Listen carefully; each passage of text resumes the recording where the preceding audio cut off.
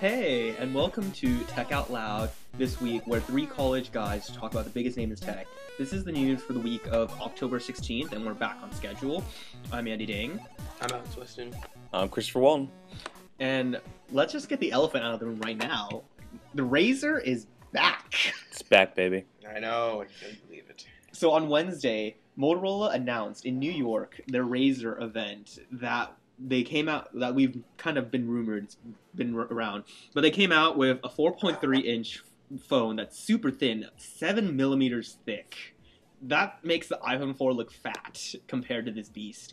It has a Kevlar backing and a Gorilla Glass screen, so it can take a couple drops, and if it's Kevlar, I mean, that's what bulletproof vests are made of. I don't know if I'm going over in Iraq, do I really want a choice between a bulletproof vest and a Motorola Razer? Just put it in your pocket, and then if you get shot, like in the chest. And... But please shoot me in my pocket. A BlackBerry can do that. Yeah, my iPhone could do that. Your iPhone just... I have an OtterBox.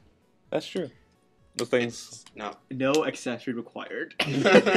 But it's also splash proof. Even the internals, the boards, and all the system on chips inside the phone are splash proof. So you can't submerge in water, but it can get wet and still be fine.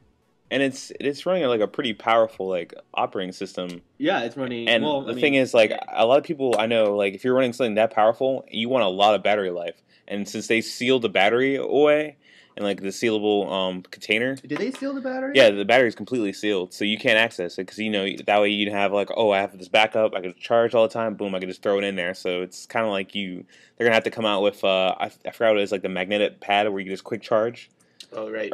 Inductive charging. Yeah, and just kind of come up with something like that, because if I'm on the go and I'm just, using my phone a lot, that's just going to, tear down my phone with battery life. But what's interesting is it's so thin, and it also has LTE 4G. All the 4G phones on Verizon now were super thick, super kind of ugly in my opinion, and this is the first phone that actually is super thin and looks awesome with LTE. But again, like you said, LTE has been a huge battery drain issue. I know some Thunderbolt users, when they first adopted it, they could barely go 4 to 6 hours on moderate use.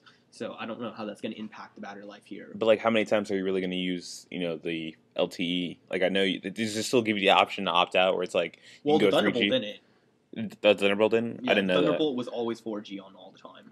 Yeah, see, that's just, and some places that we live in, Florida, Orlando, I don't know if that's a heavily populated LTE. I haven't seen. Yeah, there's a lot of factors coming into it. So I mean, if you're on 3G with this device, I guess you're fine. It's a pretty huge battery though for a phone.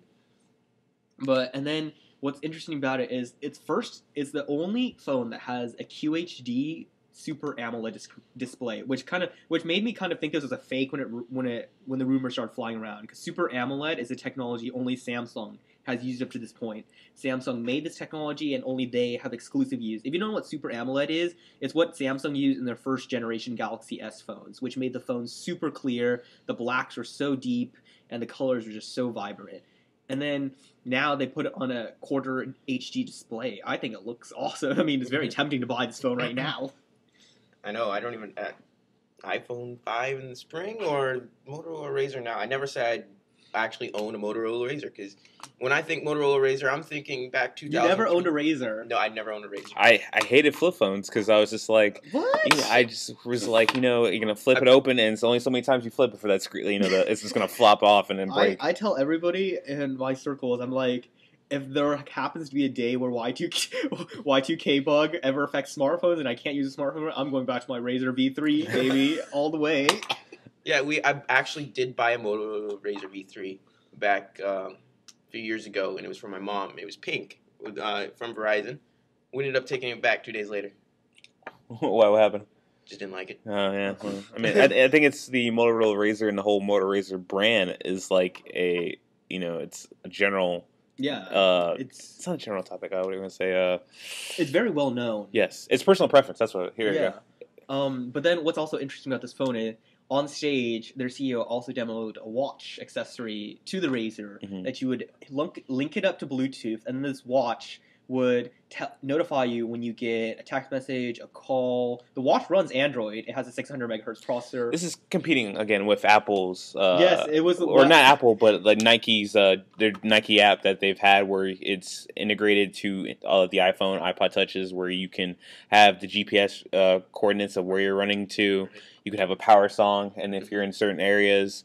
But I do like the Bluetooth tethering that they have going on, and yeah, it's what I wanted my iPod Watch to always have. I know. I think there's a competition for the iPod Nano now because it does pretty much everything. I mean, maybe you said it runs Android, correct? Yeah, it runs Android.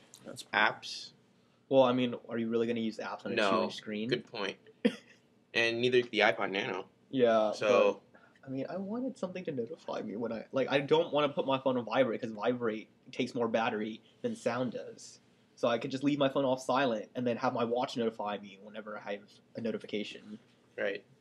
And with this Moto Active, I think. But it's super expensive. It's like $230 for an 8 gig. Yeah. I mean, if you compare the features to the iPod Nano and what this does. I'm trying to justify why I bought the Nano and didn't wait for this. Okay, stop trying to make sense.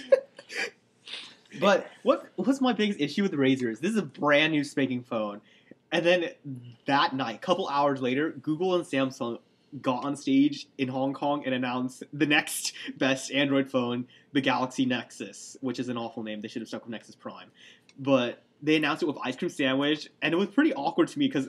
If you watch the Motorola keynote, their CEO's like, this is the Verizon spokesperson said, this is the best Android phone we have on Verizon today. And I'm like, this is going to be super awkward when Google and Samsung release the Galaxy Nexus for Verizon tonight. And they did. It's a beast of a phone.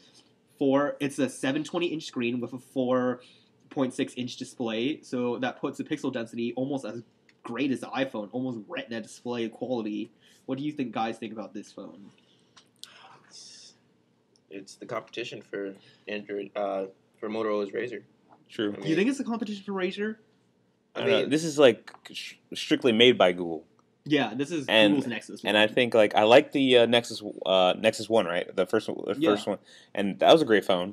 I wouldn't have. I think if I wanted to go Android, I'd definitely pick this phone up.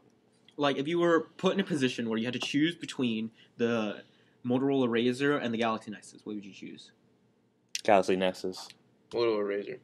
I just feel weird saying Galaxy Nexus. It doesn't feel like it's a Yeah. right saying, or something that's been I done. don't think Samsung should have put their Galaxy branding on it when it was supposed to be a strictly Google Nexus device. Right. But what I like about the Nexus series is they're always pure Android. Mhm. You don't get the bastardization of the carriers. You don't get the OEMs screwing up the software with their own crap on it. True. And then you get updates right when they come out. Yes, and that's the great thing about like the Android phones that are just specifically the Nexus made line, from yeah. Nexus, like or from Google, because it's like you're gonna get the latest software. You're not gonna be left behind, and like some of these phones are like just like their Motorola Razr that just came out is gonna be running Gingerbread, and then boom, here comes Ice Cream the Galaxy Sandwich Nexus out. and an ice cream sandwich. And it's like, that's where I think I'm gonna stick with. Did you watch the ice cream sandwich? Like, do you watch the demos of it and stuff? No, Well, did you watch? Yeah, and I have to say, Windows Phone 7 all over again. They came out on stage, said, "Oh, we're introducing a new typeface called Roboto. We created our own font." I'm like, this is exactly when Microsoft got on stage when Windows Phone 7 came out and tried to explain what typography was to the crowd. It's like. Google said this new typeface is clean and modern, which Metro Microsoft UI is clean, modern, and simplistic. Everything I felt like Ice Cream Sandwich was they put Ubuntu, iOS, and Windows Phone in a jar and shook it up and see what came out. I felt like it was a huge copy and kind of I'm gonna get a lot of hate for that, but I really think it wasn't innovative at all. It copied the Windows Phone 7 mantra, peopleness. It tried to become modern. Which I'll let them slide the modernism because Android did need a huge overhaul of modernism, but other than that, now when the Nexus One came out, that was a phone that was for T-Mobile and for AT&T. Now, did they say? I don't know. Did Google say it's going to be like the same thing? They announced that there's going to be an LTE version of the Galaxy Nexus, and we obviously know they're going to announce LTE. Who has LTE at this point? Verizon. But then on their sign-up page, they had listed 7 carriers. So there's rumors going around that whoever people choose the most carrier next, they'll release that phone on that carrier. So that could be AT&T. That could be. I mean, the one they demoed had HSPA Plus, which technically, if they built it, they could make it for AT&T and T-Mobile if they wanted to. But enough of Google news, because another event happened this week that kind of overshadowed. It was All Things D. It's usually very similar to the Web 2.0 conference that you studied on this week, Chris. Yes. All Things D is a website that talks about not just consumer electronics, but they talk about how they affect our lives. It's kind of like a news publication for electronics. But this year, it just sounded like a huge press conference because all they asked of each CEO that came on stage was how their products were doing. So it was pretty disappointing. What did you take from Web 2.0? I mean, there was just a lot of talk, Web 2.0, about the future of social medias. I think a lot of people. I know one I thought it was interesting. LinkedIn. LinkedIn is a social networking site that a lot of business professionals and people who are looking to get into the higher level job market use. And what I felt is that they were saying that a lot of people don't use LinkedIn because a lot of people have Facebook, and they feel that Facebook is a better LinkedIn. If your boss is going to add you or something, you could do that, or they could look at your resume and send everything to Facebook more than LinkedIn. I don't know, and for a fact, that many people that my age are on LinkedIn. I don't know. There's some talk that they say LinkedIn is only for an older generation. I don't know if that's true. Maybe I haven't. Maybe after college and I'm starting to look for the job in my field, I will use it more. But I don't. What do you guys do? You use LinkedIn, Alex? No, but I know my dad is on it. Okay. And he just recently joined, so I'm thinking that what you said, that it's more of the older. I don't want to say older people, but I'd say people who are, like you said, looking for a higher position, and employment, is using LinkedIn more than Facebook, and LinkedIn kind of caters more to business and professional, I don't know how to describe it really, but I mean, with Facebook, you can't just really post your resume on your page. True. And then They just see how many times you get drunk that night. Yeah. I know, and it's more Facebook's more personal. So you really want your boss seeing all that? Oh, and here's my resume. But I do feel like if people are going to get a job in the field, a lot of businesses now are checking your social media access, and so a lot of people go back to clean up their Facebook and to try to make it as most professional as possible, and so that way they can conduct business through their Facebook and be like, hey, go to my Facebook. You can see it'll also hyperlink you through to a website or some of my projects that I've worked on. Compared to LinkedIn, I don't know as much about the social network that they have. If they can, post stuff of your projects and past, of events that you've done. But I think our generation, I would say maybe 20 and down, between the 20 and 30s, I would say use Facebook, and a mixture of that also uses LinkedIn. But I just don't know which one is more powerful. Right now, Facebook is always the most dominating social network on the planet. Almost, I don't know the exact statistics, but all of America almost has Facebook. There's so much of the world that has Facebook now. I mean, do you think this will be a threat? Like you said, do you think are you saying that? Do you think that LinkedIn only exists because there's a little niche for that business crowd? I don't think so. I think LinkedIn exists for people who want to network with people that are out of their circle and want to expand their job horizon search. If you go from a low level IT job and you want to start, going on into producing, maybe say, hey, I want to run a company that does IT, or I want to meet with other people and get maybe picked up at a like Apple, Microsoft, or BlackBerry and some of these like companies or Not they're that you just want to be posted on BlackBerry at this they point. just you want to work there and manage their IT. I think LinkedIn purposes that because you have these professionals that are on there that are searching this website, this social network, and they're saying, all right, we have some great applicants on here compared to what we see on Facebook. So you think it's just a tool, like okay, how would you right now as a student, would you rather use Facebook or LinkedIn to market yourself? Whew. I think that's a tough one. I think I would have to say Facebook. But if I do Facebook, I would have to make it as, make sure my content that I'm producing out to my Facebook is more professional. And I think when they have Facebook groups like Google Plus circles, you can share, certain stuff with your groups and stuff. So I would say, if I'm going to go professional, I would say, all right, I'm working on a project and, I'm doing Engineers Without Borders, helping, third world countries rebuild.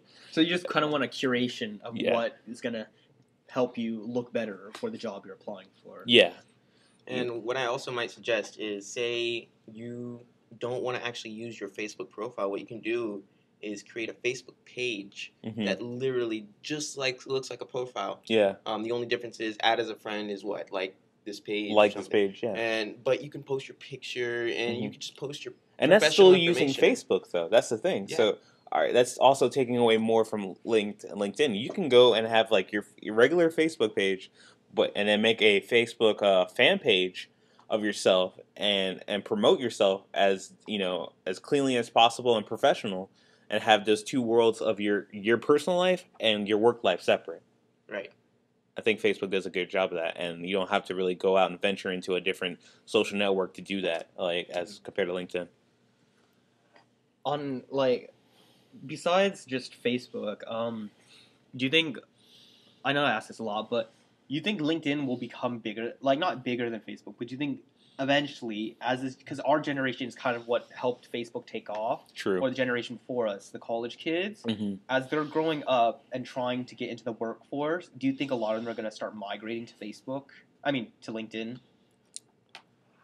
I think a lot of them are going to stay maybe where they feel comfortable. Maybe they'll also go to Google Plus. I know Google Plus is starting to, they reach 40 million users. They're building up a huge fan base, and I think my prediction, it would probably be Google Plus, Facebook, and Twitter, and then maybe LinkedIn are in rank of where people were going to market themselves the most, and maybe the next 5 or 6 years. Unless you're banned, then you go to MySpace. Yeah. I don't even know if MySpace will still be around. Maybe it'll just. I love when I go to MySpace and it says connect with Facebook. I just love that. I know, right? I don't know. Isn't Facebook and MySpace working together? I know we're going a little bit off topic, but I canceled my MySpace. I was sick of it. Did you really? Yeah. I mean, because basically anything I post on my Facebook is posted on my MySpace automatically. I don't know how that happened, but somehow my MySpace and Facebook connected, and so I'm updating my MySpace. I know I have 10 friends on it now. I used to have 150 back in 2006, but and I canceled my MySpace because I felt when Facebook came out, I felt like having a MySpace was unprofessional. Yeah, it just felt dirty and raunchy, like going into a dirty video store, and you're just like, and everyone's watching you, and you're just like, so you're that guy. You're like, oh, we see you. We see. So don't hide it. So you think MySpace was the ghetto of the internet? Yeah. I think MySpace definitely turned into the ghetto, and people didn't want to go there, or they wanted to walk as fast through there and head over to Facebook land as fast as they can. Because I admit, right now on MySpace, it's kind of sketchy. Yeah. I mean, you'll get friend requests from, I guess, legitimate movie groups. That's all your friend requests are now. It's spam. Hey, it's legitimate spam. I get all these porn stars following on Twitter every week. Yeah, and I think MySpace had a lot of that too, but I think Twitter is trying to make its way. When it hit mainstream, I don't think it was ready for all the kind of people it was attracting, and I don't think they were ever think they would do porn stars or some of the other these spamming companies that were just hey, like my page and I'll just spam your feed with just tons of IKEA posts. Buy my furniture. But I guess nothing else happened at Web 2.0 besides that topic, really. Yeah, I know that was a big topic. I'm sure there was a lot of other things. I just really couldn't. I didn't see that much that was coming out of Web 2.0. That was huge and groundbreaking. Well, if you're into Blackberries, Blackberry DevCon was also this week. I mean, what does it say? That is Blackberry. I thought we were talking about relevant topics. Well, I mean, they're kind of relevant. Their playbook, after it's been 8 months since they released a playbook. Now they finally, long? Wow. Yeah, and now they say that, we're allowing Android apps to come onto the playbook now, which sounds great right now, but what the developer really has to do is take their app, recompile it, and convert it into the playbook format, and then resubmit it to RIM for them to verify. I mean, what developer wants to do that? I don't know. I think a developer who wants to be proactive and wants to be on every markable platform there's no limit. I mean, if you want your product to be known, then you're going to do the extra coding that you need to do to get on that platform. Well, like, I'm guilty of this myself. Before the playbook was released, RIM had a competition saying, if you build us an Adobe Air app, which is the worst programming, Air apps are the worst looking apps ever. They're like, we'll give you a free playbook as long as you get verified. So I made a tic-tac-toe app, sent it to RIM, got it verified, got a playbook, sold on eBay the next day. Wow. I mean, that's probably, and then hearing all these reviews about the playbook, I'm like, I'm glad I sold mine the very next day, because they're like, the app store's crap because everybody's just putting in crap apps. Now here's a question: do you think the playbook is BlackBerry's touchpad? Oh, I'm waiting for that $99 sale. Because I know a lot of people were like, singing great praise about the playbook when it was coming out, and they're like, really? I know a lot of tech medias that I follow were saying that the playbook, great interface and everything. Brilliant. Yeah, the interface was brilliant. It was just the apps that it was just lacking in apps, and then if they're aiming towards the enterprise market, don't call it the playbook. And then it didn't come with native email or calendar unless you had a BlackBerry. So when you took the tablet out of the box, you would not be able to send an email or check your calendars unless you had a BlackBerry phone to pair it with, which I thought was offensive. But other than that, Brim also tried to apologize again for their data outage 2 weeks ago. And then they announced that... And there's still people reporting blackouts still. And I think they're BS. They just want attention. And I know, was it All Things D, where BlackBerry tried to announce, take another apology? No, they weren't All Things D Hong Kong this year. Okay. They kind of tried to keep it low key after that whole fiasco. Yeah. But they did announce their new version of... They're throwing away BlackBerry OS. Thank God, since that was an OS from 2008. And they're moving on to QNX, which is technically on paper supposed to be the most stable platform ever, because airplanes use it, the military uses it, nuclear power plants use it. To have that power in your phone, it seems like a very good boon for whoever has a BlackBerry in the government agencies and IT corporates. But can they do it? I don't know. My faith in RIM is 0. So, I mean, I want them to... Like last week I said they should die, but I didn't really mean that. Because if they survive, that means people still have to innovate. If they die, people won't innovate. So I want them to be there, but just not be so big. Other than that, there's really not much to talk about, other than that Steve Jobs is coming up in the news again. His biography is coming out in 3 days. I'm buying it. Are you guys buying it? I'll definitely buy it. I'll have it on my iPad, my iPhone. Fanboy. Any Apple device, I will have it on. I want to buy it because I need to know my enemy's secrets.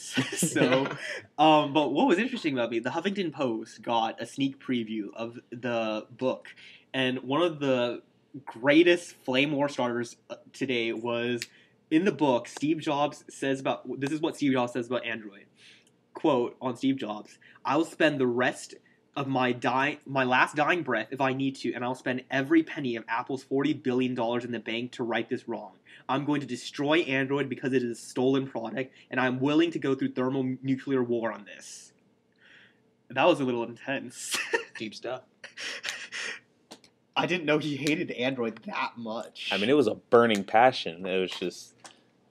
You gotta respect him for speaking his mind, though. Yeah, I mean, he just... I heard everything was open. Yeah, he was very irate. I mean, when he said this, and then I felt... I'm guessing he felt a sense of betrayal from I forgot. Eric Schmidt. Eric Schmidt when he was on left. the board of he was on the board of Apple and then became CEO of Google. So you think that he funneled secrets?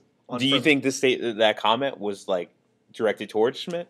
I don't know. I mean, because Schmidt, when Steve Jobs died, he said Steve was the best CEO in the past 50 years. I couldn't really see, animosity between them. Come on, everyone still talks, puts, in limelight, everyone still talks about, hey, my boss is amazing. But Google's motto is do no evil. Oh, trust me, everyone's done some evil.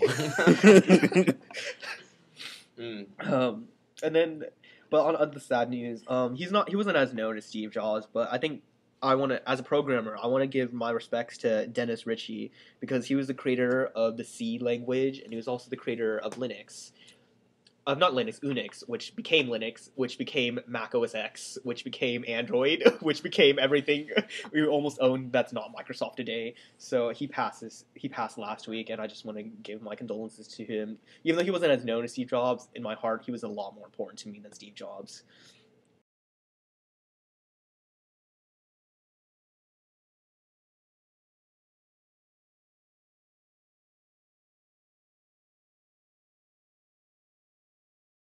I wanted to talk about Ultraviolet. Oh yeah, the new format in cloud, which I wanted to call the Netflix killer. Yes. So. Pretty much, if you don't know, Ultraviolet has been made up by the digital entertainment content ecosystem, the DECE. Which came up with the idea of a digital locker that would allow consumers to purchase content in one physical or digital format and access it via all platforms, whether it being an iPhone, iPod Touch, your laptop.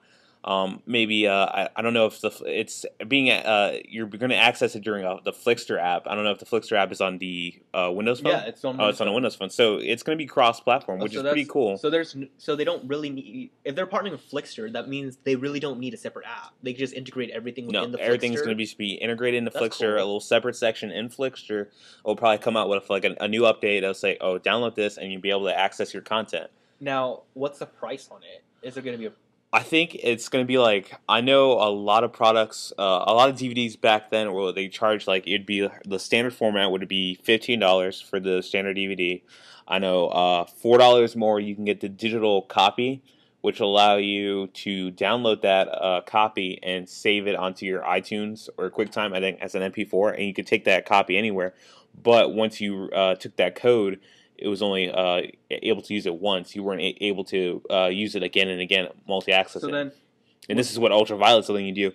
It's letting you access that media file anywhere through any device, and without worrying about the overbearing of use of did I already use that code? Did I not? And so what makes this I know that the DVD manufacturers try to do this, where when you bought the DVD, they'd give you a 6-month digital copy. Is this going to officially kill that? Because I thought that was rip-off from the moment it came out. I don't think it's a rip-off. I think it's just a better use of... You didn't think that 6 months of a digital copy when you bought the DVD was a rip-off?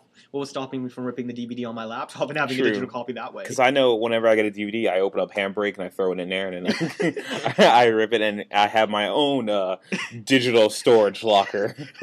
Is it, frowned upon by the FCC? Probably. No, it's considered a backup. A backup. Okay. Oh, we know what to do with that backup. I know. I'm gonna share my little secret. I go to the libraries, and any DVD movies they have, or CDs I like to buy, hey, someone paid for them. Yeah. They're in the library. Exactly. It's sharing that DVD. Exactly. But what's going to differentiate this between services like Netflix?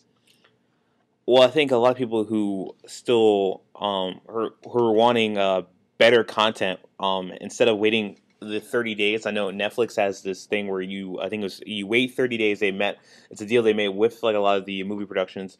You wait 30 days, and then you can get some of the newer titles.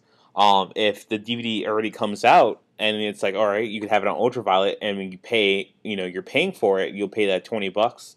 Then you have that content and you can stream it whenever you want right there and then, instead of waiting 30 days of your $8 a month subscription to Netflix for instant streaming and waiting and say, oh, I'm waiting for this good DVD to show up, and your content is going to be your content market is going to be open to a whole new level if you do Ultraviolet composed to Netflix, which is limited to whatever they can get within the 30 days. Also with the deals they make with certain movie companies. So it's all going to be down to just basically pure content of what they can provide. Mm-hmm.